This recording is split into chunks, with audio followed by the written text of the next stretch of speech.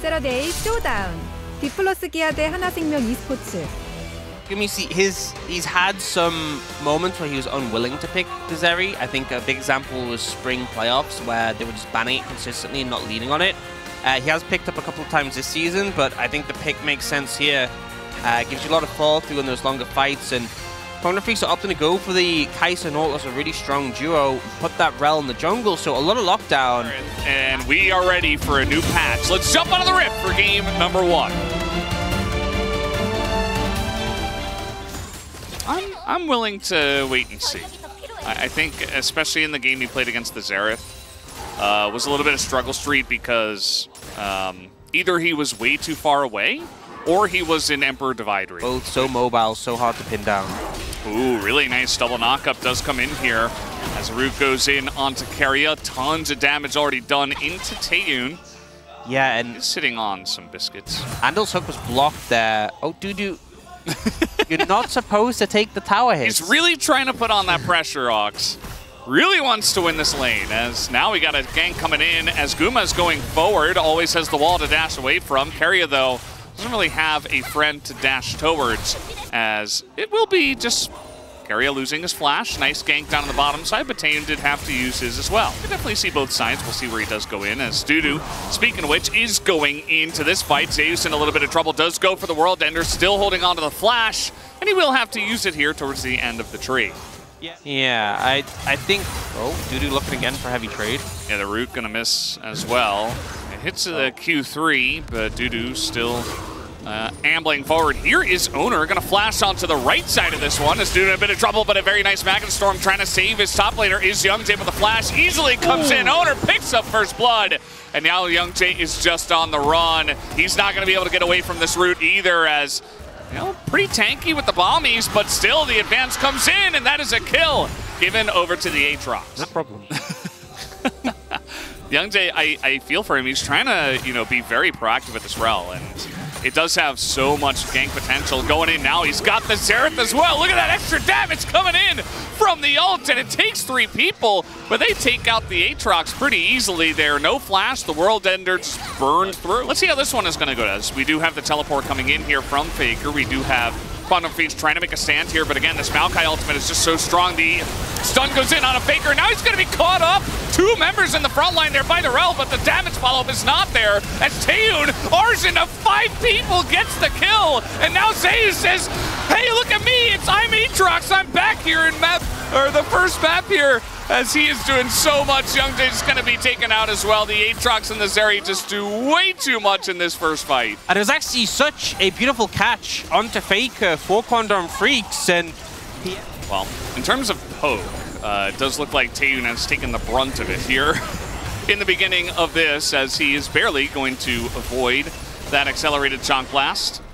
As there you go, second Rift Herald. This is the power of it. It allows you many times to pick up this third tree. And a big problem is if T1 get on the objective like they are now. Andal, you're not allowed to be there. Okay. Blast Cone, thankfully, is going to save us from any action. I hate action.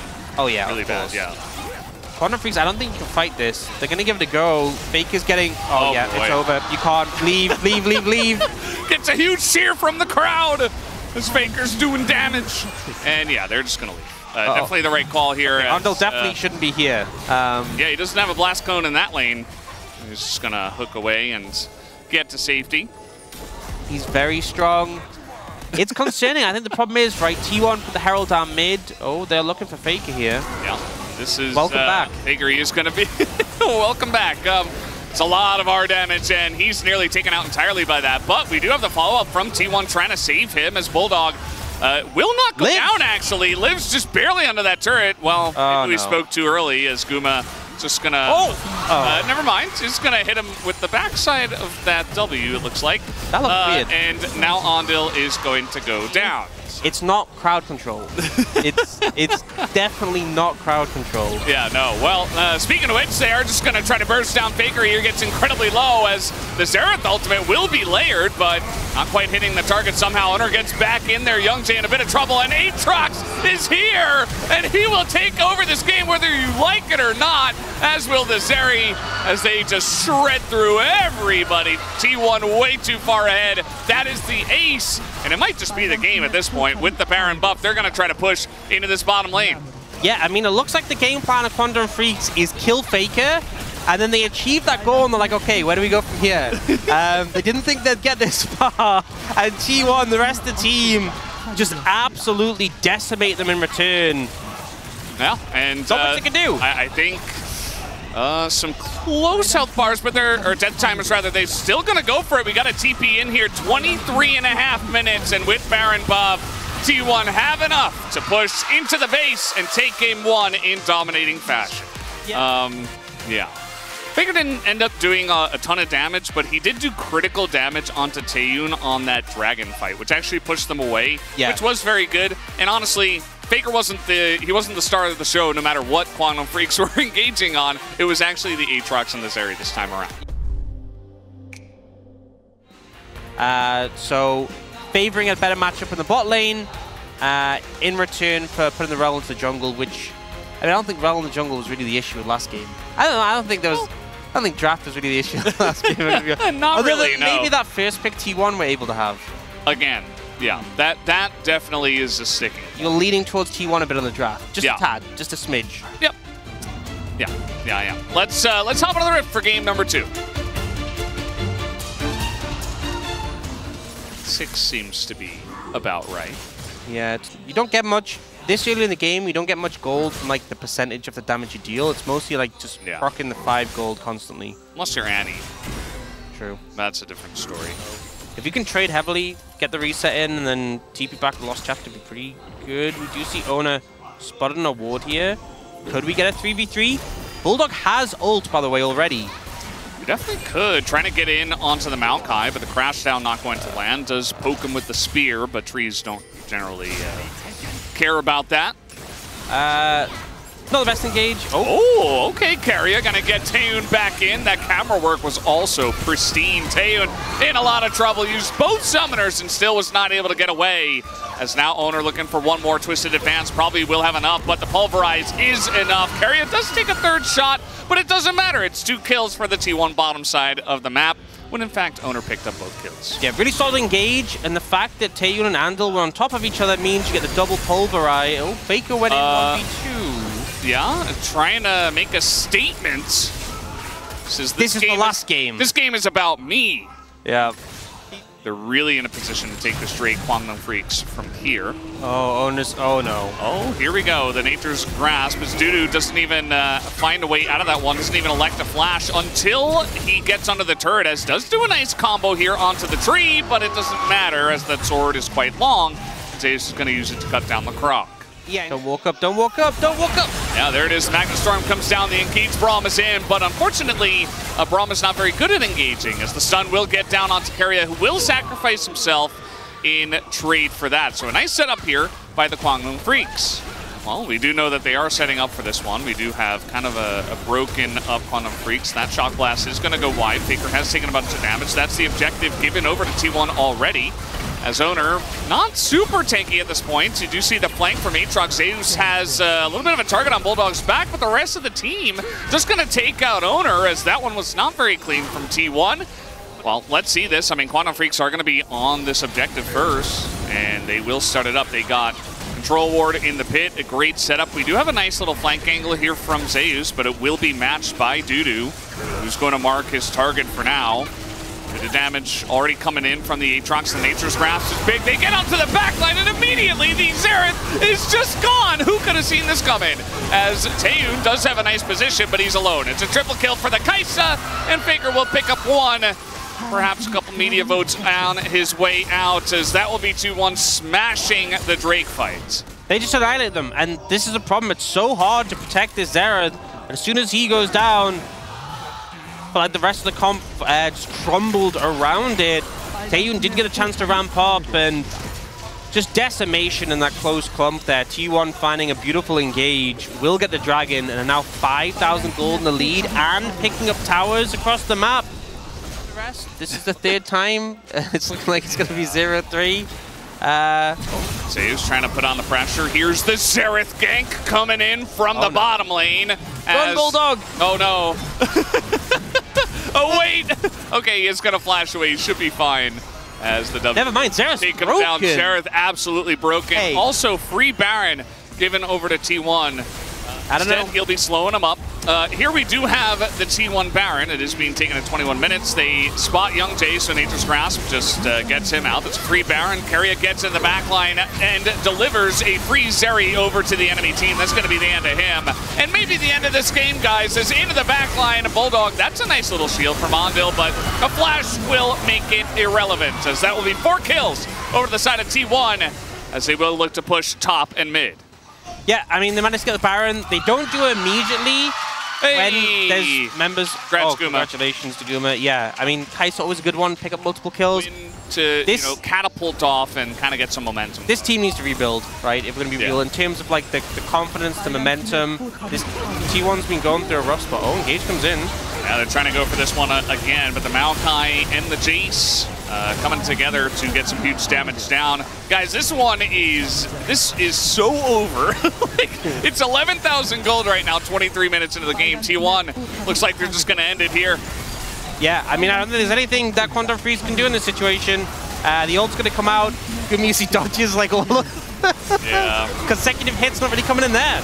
And neither is Dudu. He's going to go down as, yeah, that's going to be the end of it. Flashing on top Where does Zeri go? Taeyoon, he just disappears as Faker will pick up another media vote on his way out. We are done here 2-0 as T1 will take down the series. And as I was saying, this team does need to rebuild that confidence, that momentum. And engaging, and he's just really good in the meta, as I think, you know, I would love to say that hopefully Quantum Freaks come out of the series and they learn a lot from this draft, but I know that they won't.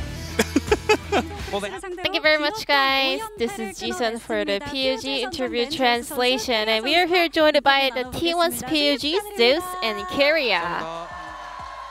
Congratulations! With this win, you guys were able to end your losing streak. And all the fans are super stoked to finally watch T1 winning after a very relatively long losing streak. How are you feeling, Zeus? It feels amazing, you know. I'm just so happy right now. After the win, I was just in pure happiness. What about you, Keria? Same, you know. I was really hungry for a win, and eventually we managed to get a win. It feels amazing. Congratulations one more time, guys. Zeus. Faker made his return after 31 days on the starting lineup. How is he feeling right now? Did he recover a lot? Faker says he's totally fine, but I'm not himself, so I'm not sure whether he's really okay, but he did tell us he's feeling alright. A great news to all the T1 fans out there. Keria. So how was it playing together with Faker after about a month without him? I mean, you know, he's a great player. We all know that.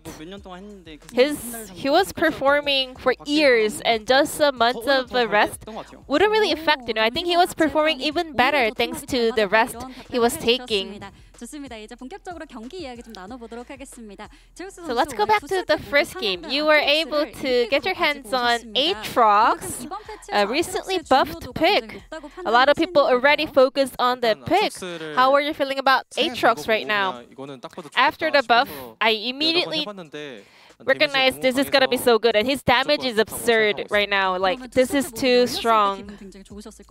Were you happy to see it letting through for both games? I was not sure for game 2. You know, it was a bit dicey situation, but it was let through another time, so I was enjoying my time on Aatrox. And Kwangdong's answer into Aatrox was Renekton, and definitely Renekton was having a very dominating matchup record up against Aatrox. But do you think things have shaken up after the recent buff?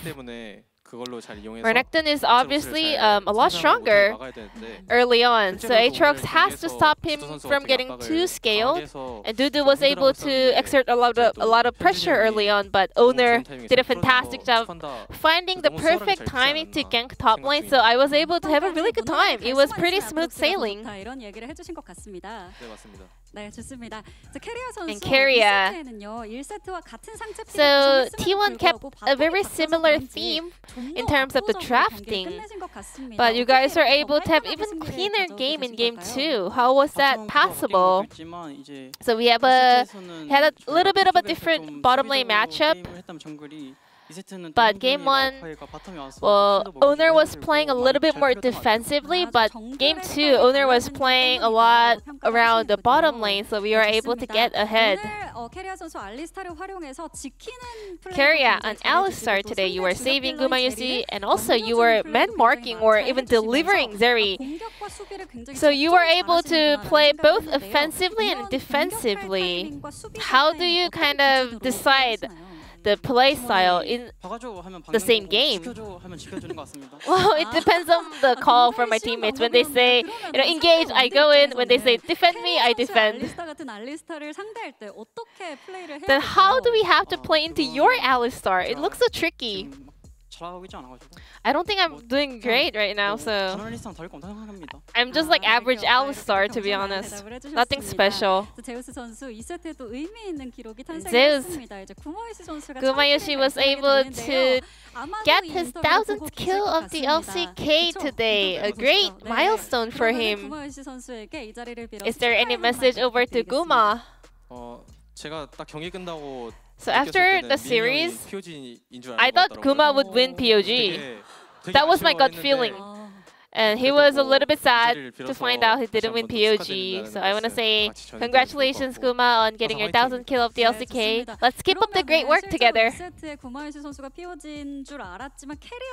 Keria, you were the one winning that POG in game 2. Is there anything you want to say to Gumayusi? Same, I thought Gumayusi deserved POG and I ended up getting the POG, so I'm grateful of it. And also grateful of Gumayusi at the same time. And congratulations on your 1000th kill. And I hope you can stack up even more kills in the future together. Zeus. Now this win ended T1's losing streak, and I think this is a great time for T1s to bounce back in order to get ready for playoffs. So what are you going to focus on? Well, right now, I think we should rather focus on our strengths, especially in scrims. We know what we're good at, so I think we're sitting on 5th place right now, but we have even stronger performance. I'm pretty sure, so get ready for that, everyone. And Keria, you also mentioned that you are pretty confident that T1 will perform way better in playoffs in a recent interview. Well, July was really rough for T1, but I ended up, appreciating that time, and we were able to grow together as a team. I was working really hard, and I kind of learned something in that period, so I think we're gonna do a lot better in the playoffs, and I think this was a great stepping stone for T1. We will do better in playoffs for sure. We are looking forward to seeing T1 in the playoffs mode next week. Now, T1's final matchup will be up against Lip Sandbox to close out the regular split. Is there anything you want to say to all the fans? Today, I was able to hear so much cheer from our fans. It was giving so much energy. I want to say thank you to all my fans. Keria? Same, recently we were underperforming so bad. Whenever I got to see my T1 fans, they were even cheering even harder and louder for us to cheer up. So I want to say thank you for all the support, and I promise that we will come back stronger in the playoffs. Now this will be the end of the interview from Keria Zeus from T1, and I'm going to pass it back to the space. Thank you.